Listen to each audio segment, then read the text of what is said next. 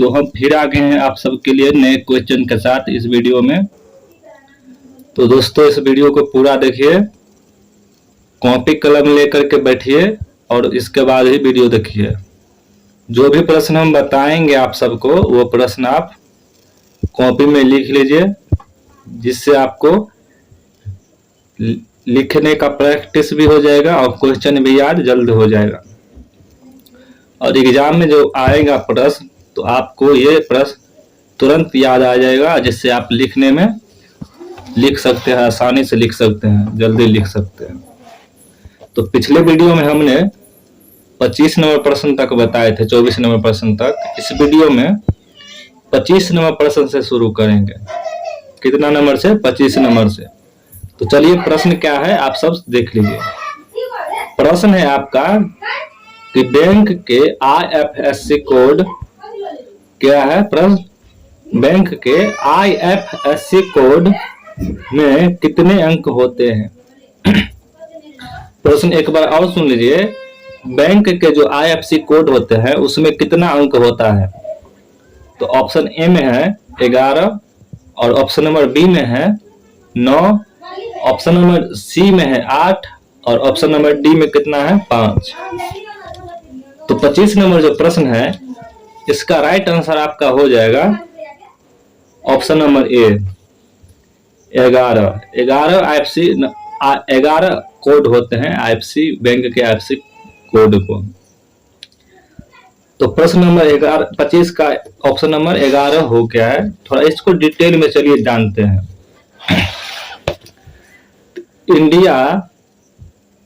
Indian financial क्या है, Indian financial system code IFSC code 11 अंकों का प्रत्येक बैंक के चेक पर छपा होता है।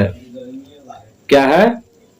इंडियन फाइनेंशियल सिस्टम कोड, या कह सकते हैं कि IFSC कोड। IFSC का कोड का जो फुल फॉर्म है इंडियन फाइनेंशियल सिस्टम कोड 11 अंकों का प्रत्येक बैंक के चेक पर छपा होता है। इसमें पहले 4 अक्षरों में बैंक का नाम, 1 शून्य तथा अंतिम 6 अंकों में बैंक ब्रांच से संबंधित विवरण होता है। माइकर क्या है? माइकर कोड MICR अर्थात मैग्नेटिक इंक कैरेक्टर रिकॉग्निशन क्या है? रिकॉग्निशन MIRC 9 अंकों का कोड होता है, जो सभी बैंकों के चेक के निचले हिस्से में छपा रहता है, जिसके द्वारा बैंक शाखा, बैंक का नाम और बैंक की ब्रांच की पहचान होती है। क्या होती है? बैंक की पहचान की जा सकती है, किया जाता है, कुछ भी कह सकते हैं। तो चलिए 25 नंबर का जो प्रश्न था हो गया है। 26 नंबर प्रश्न की ओर चलेंगे। 26 नंबर प्रश्न क्या है वो देखिए। तो 26 नंबर का जो प्रश्न है आपका वो है न्यायिक क्या है? न्यायिक पुनर्विलोकन। न्यायिक पुनर्विलोकन का अर्थ यह है कि सर्वोच्च न्यायालय न्यायिक पुनर्विलोकन क्या है? न्यायिक पुनर्विलोकन का अर्थ यह है कि सर्वोच्च न्यायालय ऑप्शन ए में है को सभी प्रकारों पर अंतिम अधिकार प्राप्त है। क्या है? ऑप्शन ए में को सभी प्रकारों पर अंतिम अधिकार प्राप्त है। और ऑप्शन नंबर बी में है राष्ट्रपति के विरुद्ध दोषारोपण। क्या है? ऑप्शन बी में राष्ट्रपति के विरुद्ध दोषारोपण कर सकता है। और ऑप्शन नंबर सी में है उच्च न्यायालयों द्वारा निर्मित प्रकरणों की समालोचन कर सकता है। और ऑप्शन नंबर डी में है किसी भी राज्य के कानून को अवैध घोषित कर सकता है। ऑप्शन नंबर डी में क्या है? किसी भी राज्य के कानून को अवैध घोषित कर सकता है। तो दोस्तों इसका जो राइट आंसर होगा 26 नंबर प्रश्न, इसका 26 नंबर प्रश्न का right answer option number D ही है। डी है ऑप्शन नंबर डी में क्या है? किसी भी राज्य के कानून को अवैध घोषित कर सकता है। इसके बाद चलिए इसको हम थोड़ा डिटेल में समझेंगे, उसके बाद नेक्स्ट क्वेश्चन की ओर चलेंगे तो विस्तार से समझेंगे। तो उत्तर में क्या है?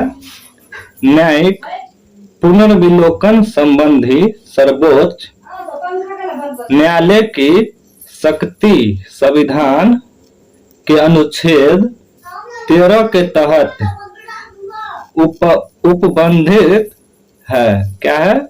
न्यायिक सर्वोच्च पुनर्विलोकन संबंधित सर्वोच्च न्यायालय की शक्ति संविधान अनुच्छेद 13 के तहत संबंधित है।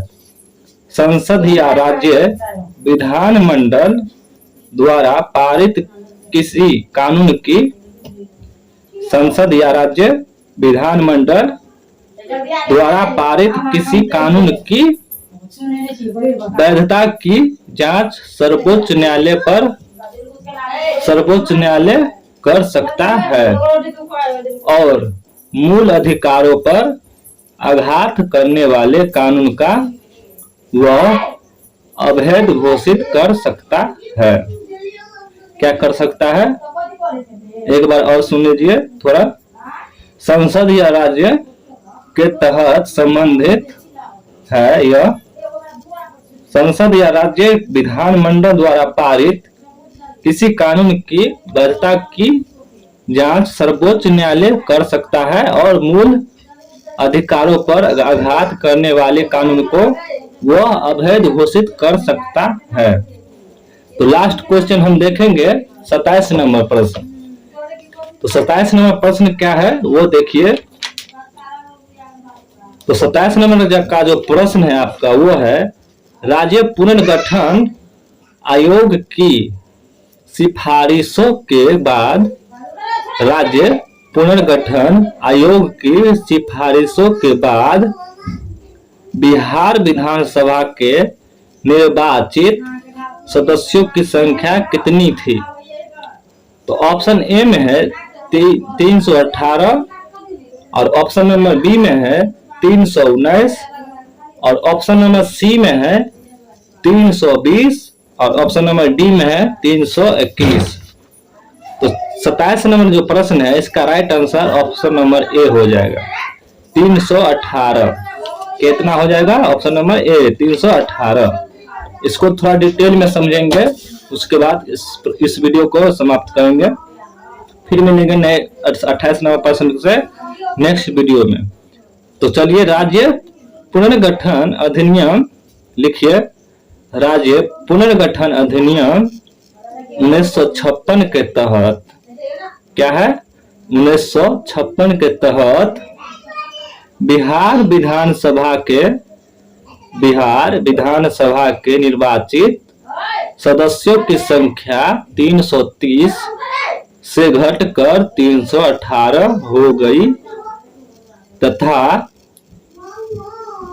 तथा इसके अलावे मनोनीत सदस्य 318 प्लस 1 बराबर 319 थे। कितना थे? 319। तो इतना ही था इस प्रश्न में उत्तर।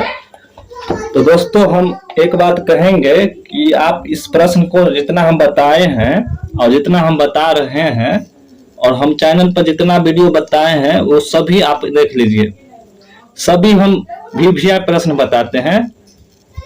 12th के बाद जितने भी प्रश्न पूछे जाएंगे 10th के बाद वो सभी प्रश्न हम बताते हैं।